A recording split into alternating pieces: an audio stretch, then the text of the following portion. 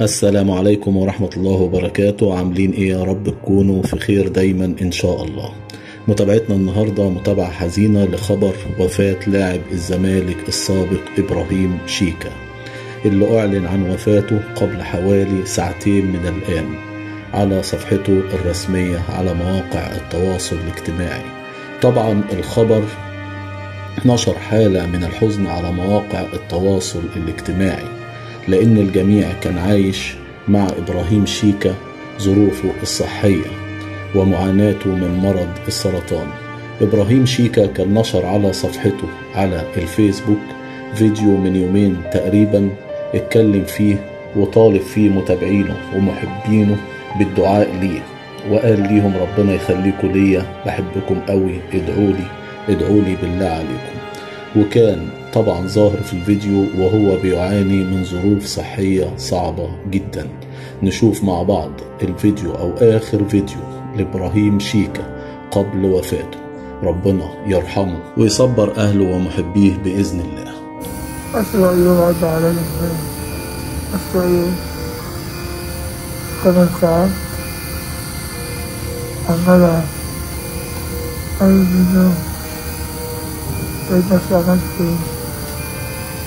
نايم وتعبان.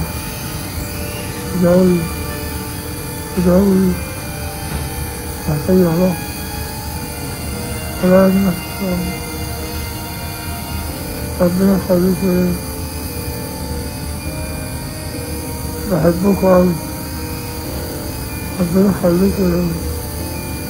أنا آسف إن أنا بتعب بالمنظر ده، اتكسر أكيد على نفسي. ادعولي بالله عليك، فترة صعبة بتعدي، الحمد لله صحيت من النوم، لقيت نفسي بتوظف في عملية، الحمد لله. ده كان الفيديو اللي نشره إبراهيم شيكا قبل يومين من الآن قبل وفاته، وكان بيطالب فيه محبينه ومتابعيه إن هم يدعوا له. إبراهيم شيكا اسمه إبراهيم الجمال شيكا، ولد في نوفمبر سنة 97، أحد خريجي قطاع الناشئين في نادي الزمالك. طبعا لقب بشيكا نظرا لتشابه أسلوبه في اللعب مع محمود عبد الرازق شيكابالا نجم نادي الزمالك.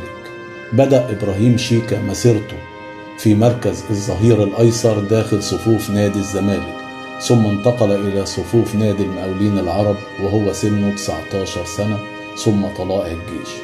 توقف عن لعب كرة القدم عقب وفاة والدته، ثم قرر العودة للعب من جديد بعد فترة من وفاة والدته مع أندية الدرجة الثانية والثالثة. طبعا أجبر إبراهيم شيكا على ترك كرة القدم بعد إصابته بمرض السرطان، ولاقى إبراهيم شيكا دعم وتفاعل العديد من المتابعين والفنانين حتى وافته المنية صباح اليوم. رحم الله إبراهيم شيكا ورزقه الجنة، اللهم آمين يا رب العالمين.